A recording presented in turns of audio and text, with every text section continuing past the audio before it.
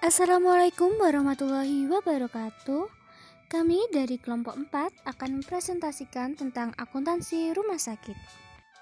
Anggota kelompok kami terdiri dari Risa Listiana, Hanifah Ramadhani, Siti Romlah, Rizky Puspita, dan mata kuliah akuntansi sektor publik ini diampu oleh Bapak Muhammad Gofirin, SPD, MPD.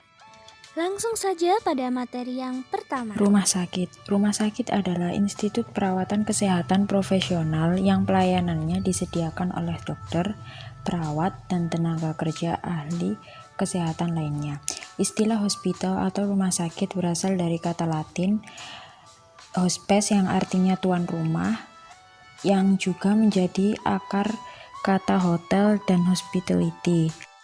Karakteristik rumah sakit. Yang pertama, uncertainty atau ketidakpastian, bahwa kebutuhan akan pelayanan rumah sakit tidak bisa dipastikan baik waktunya, tempatnya, maupun besarnya biaya yang dibutuhkan. Sifat inilah yang menyebabkan timbulnya respon penyelenggaraan mekanisme asuransi di dalam pelayanan kesehatan. Dan yang kedua, asymmetry of information, bahwa konsumen pelayanan rumah sakit berada pada posisi yang lebih lemah, sedangkan rumah sakit mengetahui jauh lebih banyak tentang manfaat dan kualifikasi pelayanan yang dijualnya. Misalnya kasus ekstrim pembedahan, pasien hampir tidak memiliki kemampuan untuk mengetahui apakah ia membutuhkannya. Dan yang terakhir, externality, bahwa konsumen pelayanan kesehatan atau rumah sakit tidak saja mempengaruhi pembeli, tetapi juga bukan pembeli. Demikian juga risiko kebutuhan pelayanan kesehatan tidak saja mengenai pasien, melainkan juga publik. Jenis-jenis rumah sakit dibagi menjadi dua, yaitu menurut fungsinya, terbagi menjadi rumah sakit umum, rumah sakit terspesialisasi, rumah sakit pendidikan, rumah sakit lembaga atau perusahaan, dan klinik. Menurut kepemilikannya dibagi menjadi rumah sakit milik pemerintah, rumah sakit berbentuk BRU, rumah sakit swasta, dan rumah sakit milik pemerintah pusat. Siklus aktivitas rumah sakit. Rumah sakit minimal mempunyai siklus aktivitas seperti pemeriksaan, pengobatan, dan perawatan kesehatan masyarakat. Sebuah rumah sakit dapat mempunyai siklus aktivitas sebagai berikut: menyelenggarakan pemeriksaan, pengobatan, dan perawatan kepada umum, menyelenggarakan pendidikan dan latihan tenaga medis, ahli, dan paramedis, baik yang diselenggarakan sendiri maupun bersama instansi lain, mengadakan dan melakukan penelitian. Jenis anggaran rumah sakit, yaitu anggaran modal. 2. Anggaran kas. Yang ketiga, anggaran pelaksanaan. Akuntansi rumah sakit. Akuntansi rumah sakit merupakan salah satu sasaran utama yang harus diperbaiki supaya dapat memberikan data dan informasi yang mendukung para manajer rumah sakit dalam pengambilan keputusan maupun pengamatan serta pengendalian kegiatan rumah sakit. Dalam segi pembukuan, akuntansi dibagi menjadi dua. Yang pertama yaitu cash basis atau stelsel cash, dan yang kedua accrual basis. Berikut ialah standar akuntansi yang digunakan, yakni ada PSAK, PSAK dan PSAK 45, SAK etap, SAK etap dan PSAK 45, dan PSAP. Pedoman akuntansi rumah sakit dibagi menjadi dua, yaitu yang pertama yang menggunakan acuan PSAK sebelum 2002, yakni menggunakan PSAK atau SAK etap beserta lampiran 3 SE nomor 2 PM 2002.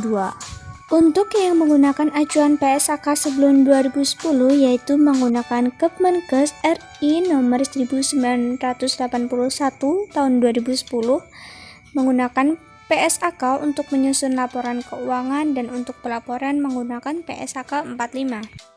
Laporan keuangan menurut etap dibagi menjadi neraca, laporan laba rugi, laporan perubahan ekuitas, laporan arus kas, dan catatan atas laporan keuangan. Sedangkan menurut etap untuk BLU dibagi menjadi neraca, laporan aktivitas atau operasi, laporan perubahan ekuitas, laporan arus kas, dan catatan atas laporan keuangan.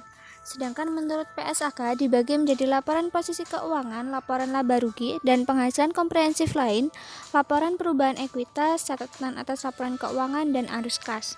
Tujuan dari laporan keuangan rumah sakit yaitu guna menyediakan informasi yang relevan untuk memenuhi kepentingan donatur, anggota organisasi, pemerintah, dan pihak lain yang menyediakan sumber dana bagi rumah sakit.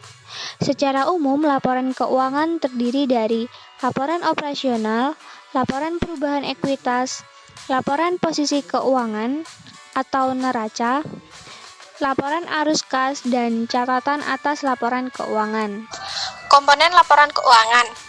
Yang pertama, neraca. Tidak ada perbedaan mendasar dalam proses penyusunan dibandingkan dengan neraca perusahaan swasta lain.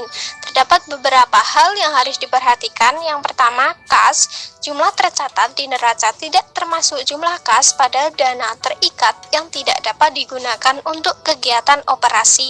Yang kedua, piutang. Piutang yang dilaporkan harus benar-benar piutang yang diperkirakan dapat terrealisasi. Yang ketiga, aktiva yang disisihkan. Klasifikasi aset terikat hanya diberikan pada dana yang penggunaannya dibatasi oleh pihak eksternal. Jadi, yang diklasifikasikan sebagai aktiva yang disisihkan ialah aktiva yang ditetapkan untuk tujuan tertentu oleh pihak internal rumah sakit dan dikendalikan sendiri. Yang keempat, saldo dana. Saldo yang dimiliki oleh rumah sakit dipisahkan menjadi 3 bagian, yaitu dana terikat yang dapat digunakan dengan bebas sesuai kebijakan rumah sakit, dana terikat sementara waktu digunakan ketika kriteria tertentu dari pihak sponsor terpenuhi, yang terakhir ada dana terikat permanen yang dikelola dan hanya dapat digunakan hasilnya saja. Selanjutnya, ada laporan operasional, laporan yang mencakup tentang pendapatan, beban, surplus, atau defisit, serta transaksi yang mempengaruhi dana tersebut selama periode berjalan. Yang keempat ada laporan arus kas, bertujuan menyediakan informasi mengenai sumber, penggunaan, perubahan kas, dan setara kas, saldo kas, dan setara kas pada tanggal pelaporan, sehingga penggunaan informasi dapat mengetahui informasi tersebut serta kemampuan perusahaan dalam menghasilkan kas dan setara kas. Yang terakhir ada catatan atas laporan keuangan. Berikut ialah contoh dari laporan operasional milik RSUD Nusa Tenggara Barat. Yang membedakan dengan laporan laba rugi biasanya ialah pada penyebutan istilah laba dan rugi, di mana dalam laporan rumah sakit disebut sebagai surplus atau defisit. Berikutnya ialah contoh dari laporan perubahan ekuitas, di mana dalam laporan perubahan ekuitas ini akan ditemukan berapa jumlah ekuitas yang akan dimasukkan dalam neraca. Berikut ini ialah contoh neraca pada RSUD. Berikutnya ialah contoh dari laporan arus kas. Dari sini dapat kita lihat keluar masuknya kas RSUD Nusa Tenggara Barat. Dan yang terakhir ialah laporan realisasi anggaran.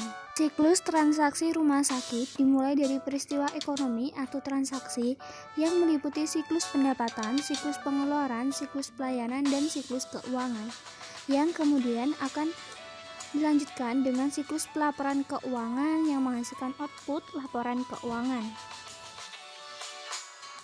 Studi kasus ini terjadi perbedaan tarif JKN yang tidak sama dengan tarif yang berlaku di rumah sakit karena tarif JKN biasanya ditentukan oleh peraturan Menteri Kesehatan, sedangkan rumah sakit di Indonesia biasanya menerapkan tarif secara fee for service unit cost atau sesuai dengan pelayanan yang diberikan kepada pasien.